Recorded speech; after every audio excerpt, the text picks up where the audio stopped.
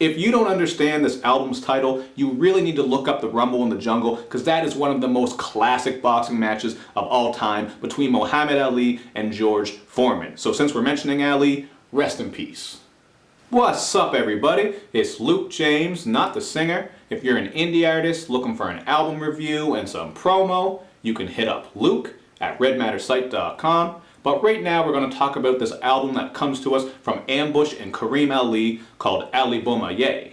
Now these two are a producer and MC duo from out of Baltimore City, with Ambush being the man behind the beats and Kareem handling the bars. So if you want to check out their music, including this album, just check the information box underneath this video where I have links to their sites, their music videos, and all kinds of other stuff. But right now, obviously, we're going to talk about this album right here. And I'm going to start off by getting into the production, and then later on I'll talk about the content and the bars that Kareem is bringing, because I thought Ambush did his damn thing on this project, and he's very versatile as a producer. He starts this one off with some high energy on the songs What's My Name and Shut 'Em Down. This is just some of that good old-fashioned punch you in the mouth rap, and Shut 'Em Down in particular stuck out to me because of the drum switch-ups and also the electric guitar behind the beat. So I like how this one started off right away, getting your energy up and keeping your attention. It didn't creep in all slow and kind of bore you immediately. In fact, this project doesn't really get boring at all, in my opinion. Now, as for his other styles, you're going to hear some strings and vocal samples that make more of a smooth sound on Do It Baby. And then on Love in My Heart, we get a bouncy, soulful type of feel, man. And Kareem is just going in on this production about his love for women, how beautiful they are, all those sorts of things. So I actually really like that track a lot. And I gotta agree with Kareem when he was spitting about how he likes them ethnic, because I'm the same way, man. I've always had love for my brown skins, my dark skins, all women in general. But you know, I like those ones that got a little bit of an exotic look to them, however you want to put it. You know what I'm saying.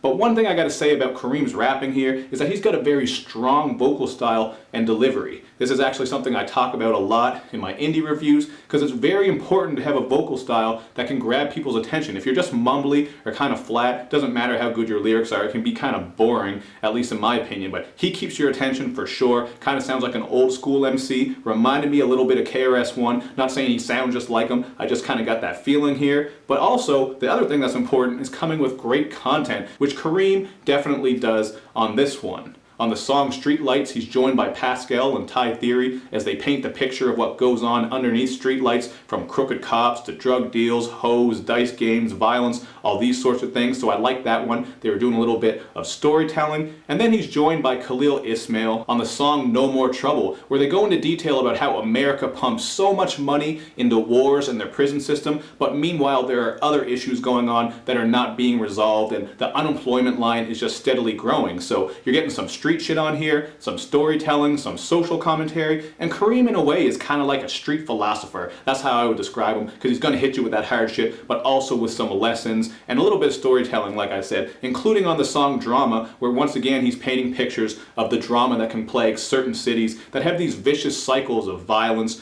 drug dealing, and all those sorts of things. So the content on this one is really dope, but content-wise, my favorite track on here has got to be African Holocaust, man. I like the way Ambush tied in some African singing and chanting to match the theme of this track, because Kareem is rapping about how there's just been a lot of whitewashing throughout history, religion has been used to hurt black people, and he just goes into a lot of detail about Africa's history and all these sorts of things, man. It's a really powerful song on some black empowerment type of shit, so I think you'll like this if you like some of the stuff that Kendrick Lamar had happening on his last album, To Pimp a Butterfly, like Blacker the Berry, for example. So this was a really strong song, and this was a really strong album overall, man. I gotta give it a 4 out of 5. I like the beats, so if you like that sample-based hip-hop, boom-bap type of shit, you'll really love this one. I like the content, I like the rap style. It's just a really solid project, and even some of the features on here were on point. I actually got to shout out Slick Vic, who shows up on the countdown and just absolutely annihilates that opening verse, even though it was kind of mean when he said that he was going to bust a nut in our mom's faces and then make her tell the story live on TV, which,